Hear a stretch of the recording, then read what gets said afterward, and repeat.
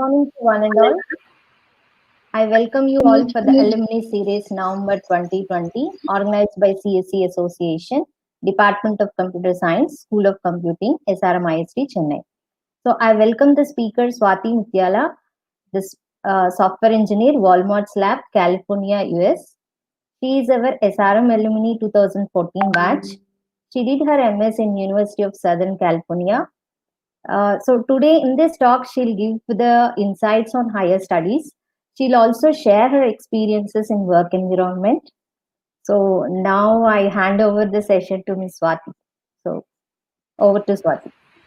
Thank you, ma'am. Let me share my screen real quick.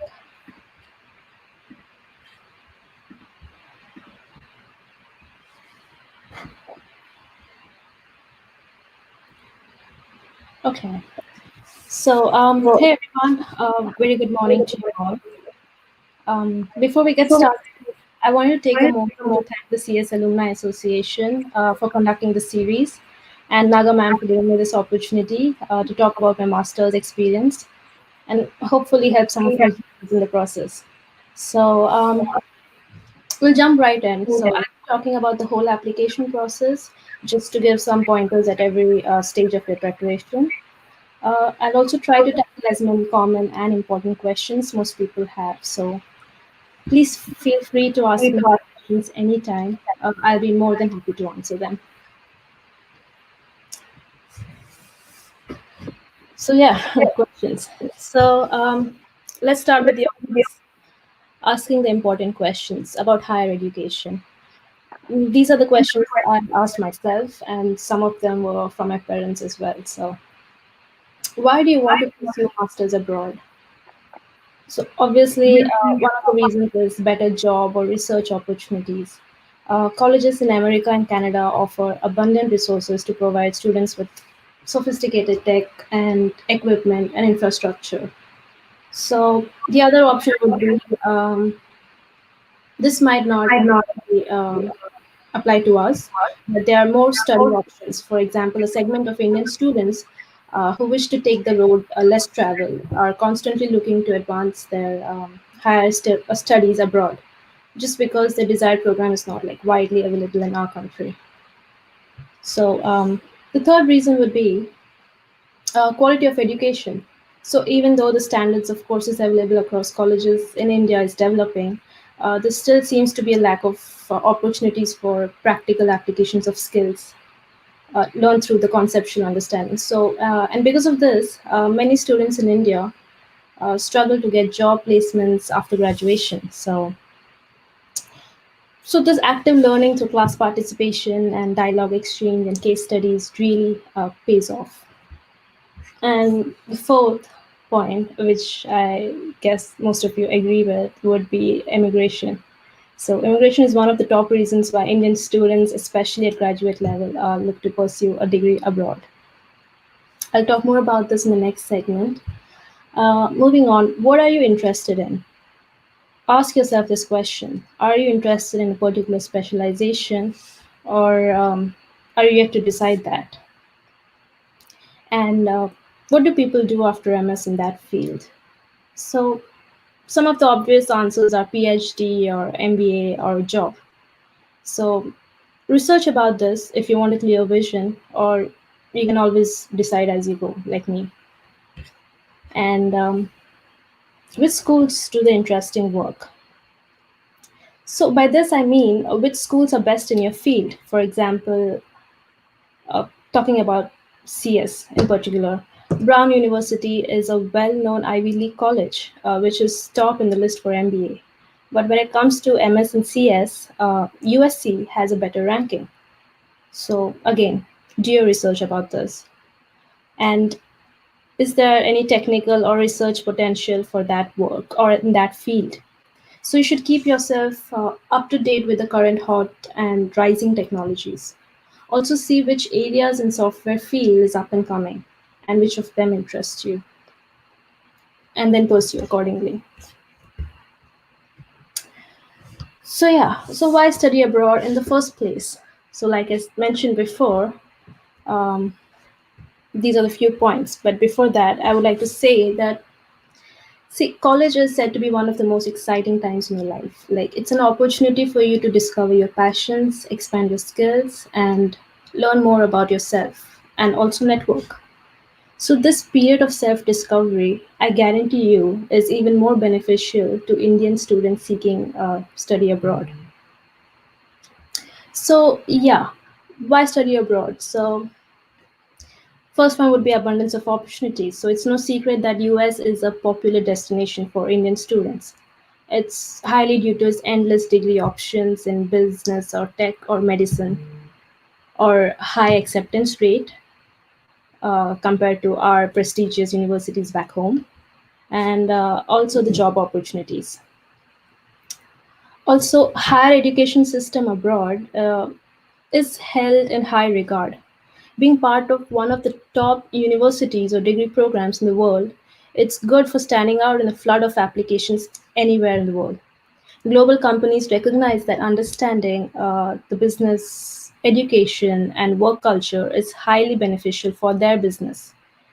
So, because of this, international employers highly value such degrees. Third point I'd like to address is the financial support, which is available for students in US. So, depending on whether it's a private a university or a public, there are a number of opportunities for scholarships and grants. We even have loans and financial aid, and also part-time jobs. I mean, if you're an international student like me or an F1 visa, you're allowed to work up to 20 hours per week on campus, which is pretty good if you ask me. I mean, that should be enough to cover most of your daily expenses. Um, Then, of course, we have professional development. So, this includes, and this is a very important point, this includes language improvement. I mean, all the time you spend in America, it's likely that you have to converse in English during your stay. Because of this, your English speaking and comprehension skills will quickly improve. Also, this possession and displaying a full understanding of English language can lead to you obtaining a dream job and gaining quicker promotion. I kid you not, talking to different people from different backgrounds with different accents will definitely help your case. It did help mine. And last but not the least is cultural diversity. So traveling to a new country to study is often intimidating and overwhelming, especially if you come to US on your own and not with a group of people or with a friend like I did. But it doesn't have to be. Diving into unfamiliar cultures and territory can be one of the most exhilarating and enjoyable experience of your life. So, this is crucial to your personal development. This forces you to come out of your comfort zone, come out of your bubble. So, actively doing this will allow you to learn new things while building your confidence. And this is both professional. This is for both professional and personal growth. So yeah, how's the experience during masters different from the one I had in BTech back in SRM? So what's the transition like? Again, this is from my personal experience as well as people I know. Others might have different views. So, classes in US universities is a very different experience from back in India. Don't be surprised if you find that majority of graduate students are either from China or India, with a few Americans like, sprinkled here and there. So, comparing to our BTech classes, uh, back home, the focus was on exams, grades, and most importantly, placements. The courses are also theoretical, involving a few practicals. So in India, I personally did not bother to think much beyond our textbooks and labs, just like most other students. But in the States, the focus is on understanding the concepts, directed research, group discussions, on campus projects, and also internships, paid as well as unpaid. So, this change can be quite overwhelming even for the brighter students from India. I was a straight A student back home, but my grades were average in the first semester because of the same reasons. Also, studies were accompanied by doing my own chores like cooking, cleaning, laundry, and of course, getting homesick too. So, although it seemed quite a struggle back then, that experience made me stronger and more independent. Besides, it gets better from the second semester for most students, since we all settle in and get used to that kind of life. That includes the grades as well. So, coming to job opportunities, unlike India here, grades will not be the primary deciding factor to get good jobs. So it is more about how well you are prepared to crack the coding interviews, how deeply you have understood subjects like algorithms, what projects and or internships you did, and how you think as a problem solver. Hmm. Okay, jumping into the good stuff. So I made this timeline which I followed, and please be advised this is just for fall admissions. I mean, you can follow a similar timeline for summer or winter, but just use this as a reference. So, all preparation and exams were given by the end of July. Should be given by the end of July. So, mostly consider TOEFL for US and IELTS for the rest of the world. So, if you want to retake any exams, I suggest you to give a grace period till the end of September, but no later than that. Next would be pretty straightforward, shortlisting the universities. This is the fun part. So, depending on your result, please research about the universities and scholarships or grants provided by those. And there are some scholarships and grants provided in India as well. So, please do your research and shortlist the schools you're interested in. After this would be ordering your transcripts from a college, completing your SOPs, and getting your LORs done by mid-November. So send the applications no later than mid-December. You should get all the results, like from all universities almost, by March. Sometimes it takes longer and sometimes it doesn't. Um, I received my response from USC in January itself, so it doesn't it should like you should get all the results by March mostly. So submit any required documents and be done with that process by April. And then we have visa interview in June. So um, visa interview should be no later than 1 month before your departure. So you should be ready for departure by August. So mid-August is when the fall classes usually start. So I suggest you to go at least 2 weeks prior to your start date so that you can settle in and take care of the jet lag. Mm, okay. So GRE and TOEFL, IELTS process. So coming to the preparation, I personally did not take any coaching classes and I also advise against it. But then again, it is completely your decision. I did invest in consultancies and suggest you to do so as well because the application process is hectic and there is no margin for error. So, being the professionals, they will guide you really well. So, my GRE experience was smooth. Confirmed about my master's with my parents, got the permission. I gave GRE within a couple of weeks. So I got a pretty decent score for a couple of weeks of practice. But then I decided to practice even more now since I got the gist of the test. So I gave another exam after a month and got an even better score. But be advised, there are cases where people give the exam again and have a similar score or maybe even less sometimes than the first time. But the good thing about GRE is that you can apply with the best out of all your scores. So that's a good point to remember. Having said that, GRE usually requires any time between a couple of weeks to 3 months of preparation, but it also varies from person to person, and also depending on the amount of time he or she can give in a day, the learning speed, and obviously aptitude. So decide accordingly. So yeah, let's get into the process. GRE verbal section. So the one that is most feared. Verbal section is kind of like a deciding point. So buy practice books. Buy as many practice books as you can, or get them online. The ETS's GRE is a wonderful starting point. The Barron's GRE was also my reference. So next would be getting familiar with the pattern of questions by doing some sample papers. It works to know how the different types of questions are, and it's like a 4-hour exam, so don't try to sit and complete the whole exam in the first attempt. It's okay to do sections at a time, at least for the first few days.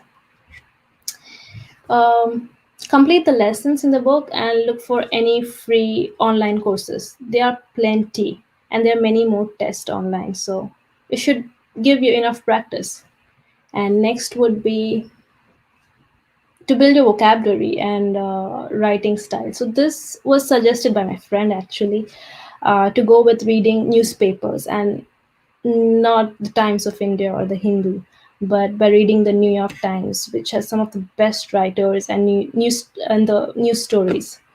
You can also go with the Guardian, the Atlantic, or the New Yorker if you feel fancy. This is imperative because it prepares you for the reading and writing section of TOEFL, as well as the analytics writing of GRE. And my last suggestion would be, and this really helped me out, do analytic writing question every day. Yeah, I mean, you can improve your writing using Grammarly or HemingwayApp.com. It just helps improve your writing style. Also points out places where using too many adverbs or also bad writing practice. So moving on to the quant section. It is basic maths. It's algebra, geometry, trigonometry, and some statistics. So stick to the ETS official book and do its quantitative section. This should be easy enough. But also, only because it's easy, it could also be dangerous, because a simple mistake could cost you a couple of points. So keep practicing quantitative whenever you want to take a break from the verbal section. So coming to TOEFL or IELTS, I don't know much about IELTS because I gave TOEFL, but it should be similar. So, coming to TOEFL, if you work on the GRE verbal section well, you're mostly prepared for TOEFL. It just took me 1 week to give the 1 week to give the TOEFL exam after the GRE, and I scored 119, which is like one less than total. So prepare well for your GRE verbal, and um, that should help your case in TOEFL as well. So the first thing you do here. So there are four sections in TOEFL: speaking, listening, reading, and writing. So the first thing you need to do here is again get familiar with the overall exam. So you know the pattern. You could avoid any surprises. I followed a bunch of YouTube tutorials. The speaking section of TOEFL is intimidating, let me tell you, because they give you like 20 seconds to prepare and then ask you to speak for 60 seconds. So the speaking section is more of an extempore session. So you need to know each type of question and have a strategy for each of these types of questions. Listening is easy, but it's tiring since you have to make lots of notes, but always make notes in this section. And coming to reading, it just needs a little patience, but it is otherwise easy comparatively. And writing section is definitely easier than the GRE analytical writing, but there's an integrated writing task which requires your listening skills too. So I would suggest taking at least five full sample exams to master it. So also buy Baron's TOEFL book if you can, or if not, the YouTube videos and online sample tests should be good enough. And before you go ahead and buy a new book, please talk to your seniors before. I mean, they have no need for these books, and they would discard it. So it's better to take them from your seniors before you go ahead and buy a brand new book. So okay, shortlisting the universities. So, obviously, start off with research. Think about what the right program or what the right course is for you, and which universities are at the top of your list. Make a list. This is very important, and this is a very important first step. Find out what you're passionate about, and don't get discouraged after your engineering experience in India. Go through the list of programs. You never know what you might like. um, Next step is, and people take this for granted, but please do not. Next step is the location. So, do you want to go to US or not? Or if yes for US, then which part of US? Be particular. And key factors would be climate. I mean, I see a lot of Indians struggling during the harsh winters here. Also, talk to your alumni or anyone else you know from that area. It would really help the case. And after you get your results and your official score, you start filing the application form early. So you should start it early because this will make you aware of any university specific requirements. So different universities have a common set of requirements and some university specific requirements. So filing early would really help in this case. So there might be some requirements which aren't even mentioned in the website, but sometimes you have to, because of this, sometimes you have to resend the documents also. I saw this happen to other applicants who were applying with me. Also, very important, some universities evaluate the applications on a rolling basis, so rather than waiting till the deadline. So I got my USS permit earlier than the other universities that I've applied. So in such cases, applying early can sometimes give an advantage over other students. Moving on, how to write a winning SOP and LOR for graduate school. Sorry, the topic name is a bit cheesy. Okay, but let's dive into it. So, statement of purpose. So, it is one of the most crucial aspects of the entire application process for graduate schools. In simple terms, an SOP is like an essay written to convey your goals and your proficiency to the admissions committee of the university you're applying to. You want them to read the essay and be convinced that you are the student they're looking for and that you deserve the admit. For a lot of students, when it comes to writing a statement of purpose, the first thing they wonder is how many pages long does winning SOP need to be, and of course, what actually goes into a good SOP. So I myself had these questions, and these are the points or tips that my seniors passed down to me, and now I'm passing it to you. So, answering those questions, your SOP should not be more than 2 pages long. So, unless, of course, the university has instructed otherwise. So, many universities do set word limits for SOPs.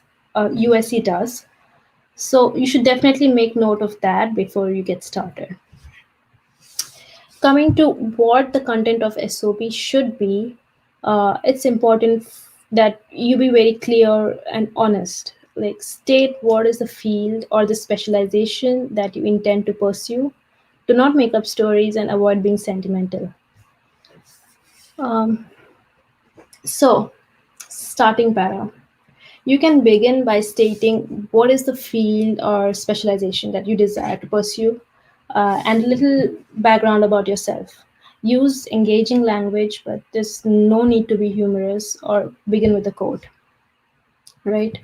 And then after that, you can write about your academic performance, the courses you took, briefly summarize any thesis or project work. Use the technical terms as you're writing it for someone expert in your field and not some layman. So you can talk about what motivates you or what you're passionate about. So this would make your SOP look really good. And after that, um, you can display your capabilities by mentioning the responsibilities you were given in your workplace or any meaningful internship and how you accomplish the goals. So it is equally important to mention any lessons that you've learned as well as the skills that you acquired from such an experience. And in conclusion, do your research on the target program and point out why you chose this particular university and how you'd be a good fit for this university. Coming to LOR, the letter of recommendation. So, with a letter of recommendation for graduate school, the most important point is they have to be taken from people who know you professionally. So, you don't want to take this letter of recommendation from peers or people you know personally. There are some common factors. This is an important point. So there are some common factors that an admission officer looks for when reading your LORs, and this information I personally gathered from a friend who worked as a part-time job of highlighting these points in LORs. I kid you not, her job was only to go through the LORs of all applications and highlight the points with an actual highlighter. So it's pretty important, and these are any unique abilities of the student, leadership skills, whether or not you're a team player, and how you overcame any struggles or weakness in your line of work, and how you used your strengths to benefit the project being worked on. So, preferably, there would be more than one LOR. So, preferably, each recommender should highlight different qualities in their respective LORs. So, usually, universities require three letters of recommendation. Whatever the requirement may be, just send them the exact number of letters required, no less, no more. And also, please request your transcripts from your college as early as possible, from your BTech college as early as possible, because you do not want to keep it to the last moment because you don't want the whole process to be disrupted if anything is delayed.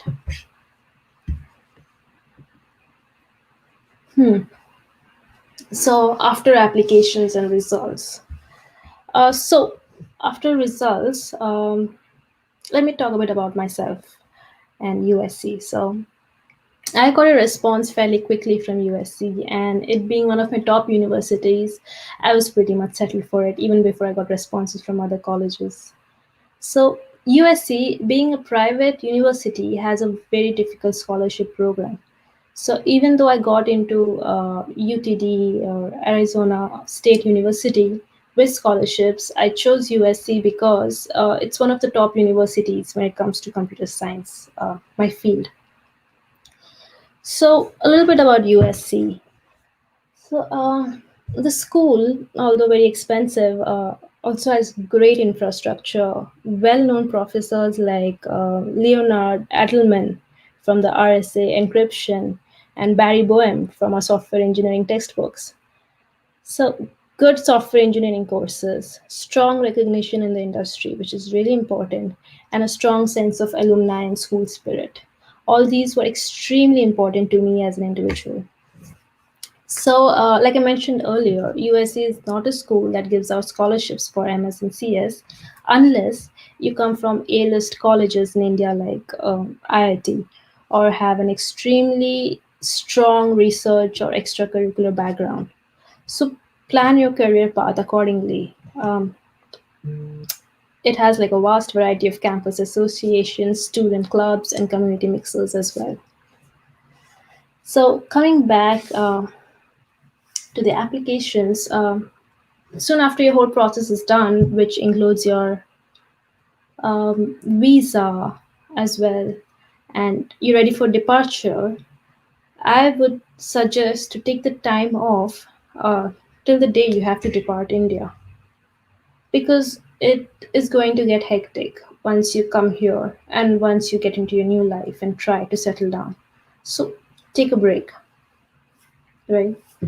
And after your applications and results, just before departure, these are the important things that you should do and research about. So there are many Facebook groups and some WhatsApp groups which give you almost all information you need regarding housing or anything else. So so the housing options are that most colleges have both on-campus and off-campus housing. Also, get in contact with the Indian association from that particular university. Most universities have them. If not an Indian association, then maybe a foreign a foreign international student association. So they are very helpful. Trust me on this. So on-campus housing is usually a bit more expensive than off-campus. So many people, especially us, opt to go off-campus. So be in as many social groups as you can, make friends, see who all are going with you at the similar time, and that's how you'll get your roommates or classmates. So I know these are little points, but they are really important, and and this is something my seniors passed down onto me, and I would definitely like to tell you guys about this, because there are many things I've learned on my own, and there are many things I've struggled with, but hopefully these points could help you out as much as they can. So, coming to alumni, coming to alumni,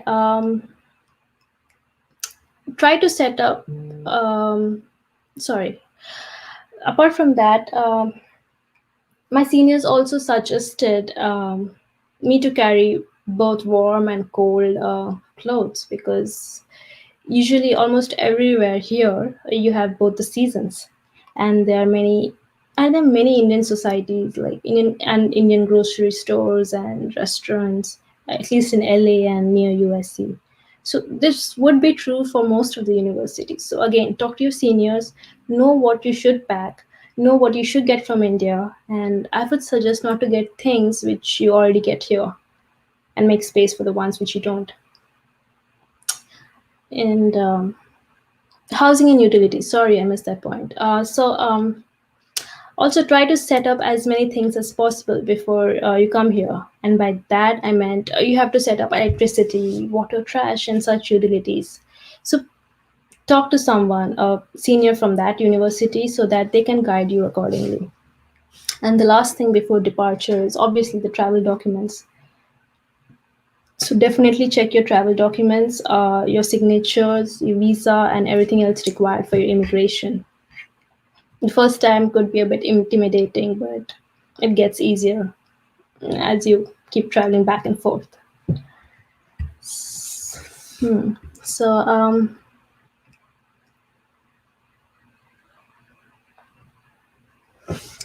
okay, so after arrival, so after you arrive to the US, I would say make a list of all the things you require most.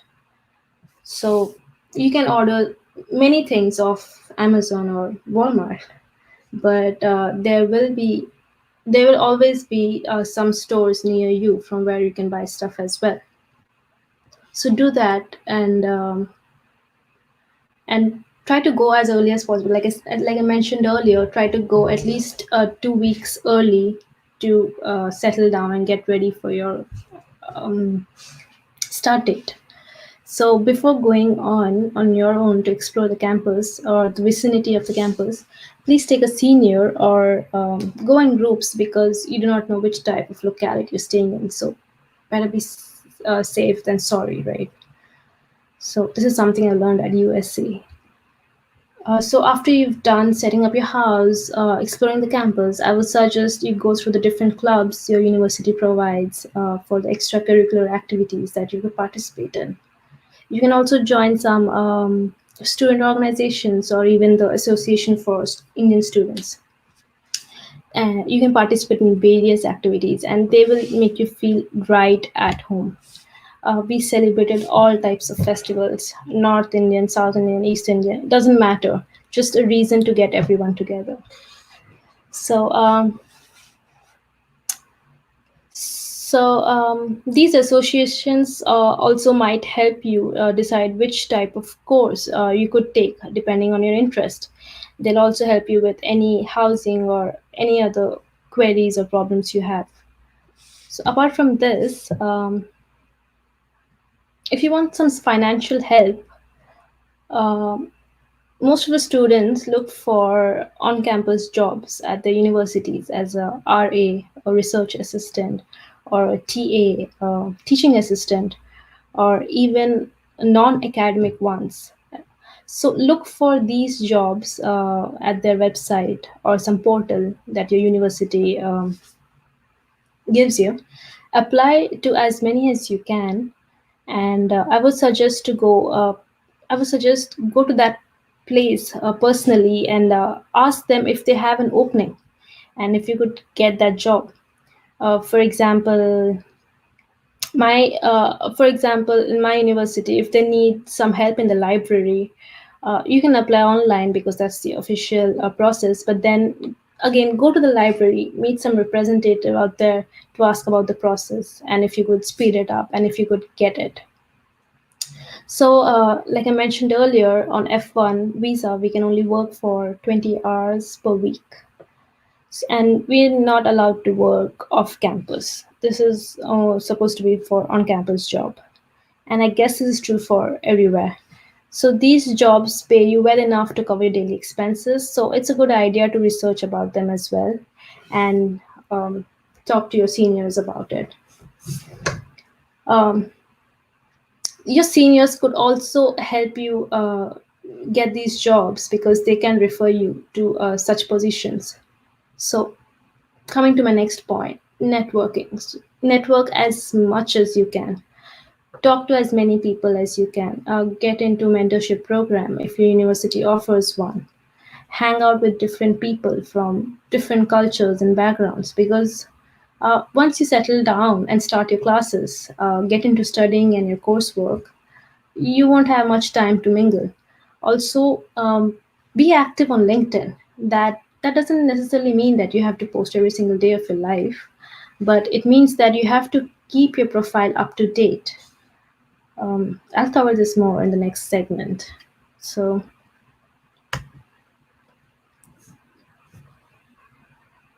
um, yeah, so what to expect in the first semester? Like I said, this could be intimidating for some people, but it doesn't necessarily have to be.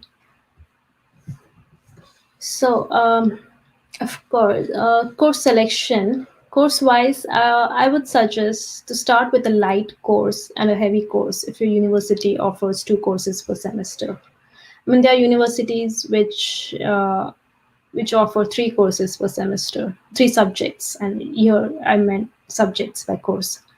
So start off light, get into it, ease into it. Just do not start with too heavy courses because it could be too much and you might not bode well in both. So, and unlike India, we do not have classes every day. We just have it on some days of the week where the class could go anytime from 1 hour to 4 hours at a stretch. I'm not kidding. So please don't be overwhelmed. You will get used to it. But please make notes and please listen to the class because it's very difficult otherwise. Also, we have this concept of office hours or TA hours. So these are kept aside for resolving any or discussing any doubts or queries or if you have any difficulties with the class. So the environment here The classroom environment and out of class also environment here is completely transparent. So if you feel like you're struggling with something, please talk to your professor, and you can always change your classes after enrolling in them. So at least in USC, they give us a grace period. So if you do not like a class, maybe for 2 weeks, within 2 weeks you can change that. So attend classes and see what interests you, because obviously going through the coursework is different from actually sitting in the class and experiencing it. So attend as many classes as you can, see what interests you, and then enroll accordingly. And make use of these TARs to clarify any doubts you have. There are no dumb questions here, and we are all learning, and they're more than happy to help us. So, and also you would not get direct materials online, so you just can't like Google search a question and come up with the answer. It doesn't work like that. So you have to research and practice programming as much as you can. Just give it your all. Trust me, this whole process is fulfilling in the end. Talking about programming, I just want to add a point. Now is the time where you select a programming language which you're comfortable in, and work in it, like get well versed in it. Don't try to learn multiple programming languages at once. Try to be good at one. So moving on, preparing job preparation and preparing for internships. So you must be wondering why we have internships in the first semesters. We do not. We have uh, we get we have internships during a summer, which is after 2 semesters. But the application process for the internship starts as early as the first semester, so around November. So we as CS students are extremely lucky to be in a field where there are like plenty of jobs most of the times. So unless there is a financial recession, of course. So the bigger issues which many people do not know of are getting into a good company, getting the work visa and sponsorship. So the best way to get internships and job is to attend on-campus job fairs, network with students, stay updated on LinkedIn, and peers for referrals. So if you're joining in fall, like I did, then you're eligible for a summer internship the next year, the next academic year. So basically, how it works is you have to study at least 2 semesters in a US university to apply for an internship. So, like I mentioned before, the applications for internships start as early as November. So, if you start your program in August, you should be preparing yourself to attend career fairs as early as November. So, the best thing for you to do early is like I mentioned, keep your LinkedIn profile up to date and professional. And yeah, so career fairs, talking a bit about them, unlike back in India, involve us standing in at the booth of the company we're interested in and directly talking to the recruiter. So also off campus would be applying on job portals or through referrals. So and referrals are very important in such a case. So I can't stress this enough. Keep expanding your network. It would prove very useful. Um,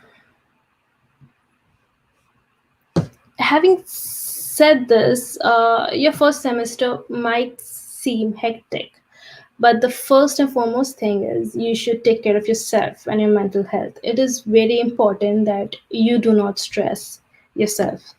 Know that it's just the first semester. So I suggest you to give yourself a break every now and then, because grad school is different and the process can be hard, and you will likely make more errors along the way. But please do give yourself a break by either hanging out with your friends or just exploring the city. uh, United States is a beautiful country, so, and also it is worth it in the end. I'm extremely satisfied with my job as well as my parents. that matters, right? Um, I don't have a slide for this next question, but I would like to cover this because it's another important ask. So many people ask, is work experience important for getting a job in US, like after master's degree? Again, this is my personal view on this. That doesn't necessarily mean it's true. So, work experience after bachelor's, from my personal observation, does not matter in securing a job post MS. So, unless you have worked for over 3 years and are highly skilled, so that is the reason I did not take up the job offer I had after bachelor's. So, where this experience might matter is shaping you as an individual because you might have more confidence and soft skills thanks to your experience back home, which might help you in landing a slightly more senior role than your peers. Also, it can help you decide about MBA or MS if you're confused. So, having said that, it would definitely help in a financial way as well. Um, to have worked for at least a couple of years back in India and then pursue a master's. So, basically, it depends upon the individual's interests. And again, I'm just here to guide you and tell you my experience. The decision making is definitely up to you guys. So, list down the pros and cons and decide accordingly. Um, yeah. So, in the end, I just want to say that this is not, this might be overwhelming, but this experience would make you more stronger and confident. So, if you have any doubts or doubts about coming to masters, or only because you are afraid that it's such a different experience, different country, please do not. There are many Indians out here. There are many seniors out here who are ready to welcome you or help you out.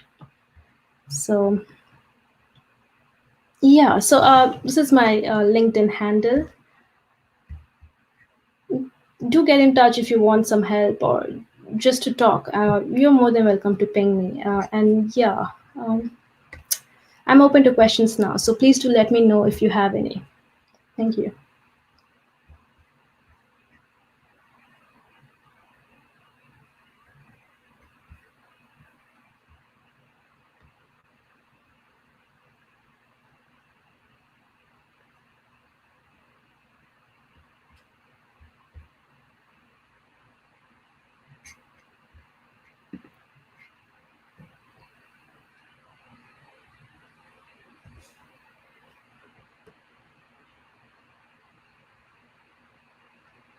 Yes, Swati, I think you have a few questions here in YouTube. That is um, very nice sharing of your expense. Kindly share your mail ID for pre-final year students. Oh, sure. I can send it in the comments. Can I comment? Nope, I cannot. You can type in a Word document and you can share your screen, right? So that is also Yeah, fine. right. I'll do that.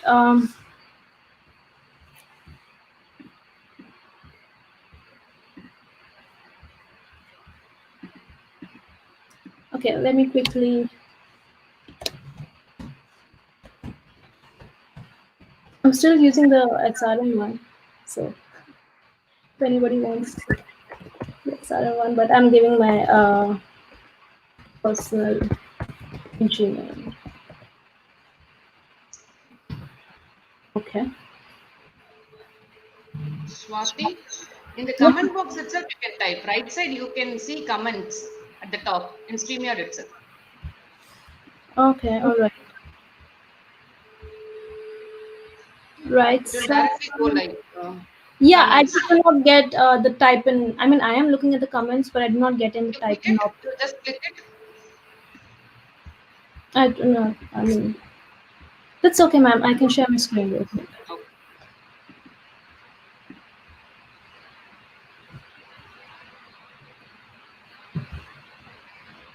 Um, Can you see my screen? Okay, perfect. Yes. So it's Swati Mutyala7 at gmail.com. And my LinkedIn handle is also Swati hyphen Mutyala hyphen 0712. Yeah. You can see the questions in the comment box also, Swati. Ujjwal Jain has asked that when did you get the idea of going for higher studies instead of sitting for placement? The classmates, I think. Yeah, they are. Uh, this was the end of second year, I guess. So that was when. So my whole group was going to sit for placements, but then I thought it wasn't there another option. Isn't there something else to do? But then I had to talk to my parents about this, and by the end of third year, mid third year, I was confirmed on this. So yeah, that's when So, I got the idea, and the okay. idea was yeah. Next thing is there any significant impact of LOR in admission process? Um, I'm Impact sorry. of LOR in admission process. Impact of the pandemic. No, LOR. I mean, letter of recommendation. Okay, How how it helps important they are. in the admission process. Yes, definitely. I see that question. So, LOR is very important. So, if you are working, please try to get the LOR from your workplace. If not, try to get them from your professors. Like I've mentioned before, I had a friend who was working on campus job in LORs, and she was highlighting the points which were important, and which are the points that the admission commission goes through. So LORs might, after GRE results and your CGPA, the next would come is the statement of purpose and your LORs. Because that really shows how you are and how academically proficient you are or how well you've done in a work environment. So yeah, LORs are pretty important. Okay, I think there are no more questions. So thank you, Swati. It was a very nice presentation. Thank you. So thanks for accepting our invitation. I hope many juniors are inspired and get benefited by this talk. So I finally thank alumni coordinator and her team for supporting us to conduct a series of alumni talks. And I also thank our HOD CSC department, Chairperson School of Computing for their continuous encouragement in each and every activity we are initiating. So I thank each and everyone who made this event a very successful one. Thank you all. Thank you. Thank you, everyone. Have a Thank good you. day.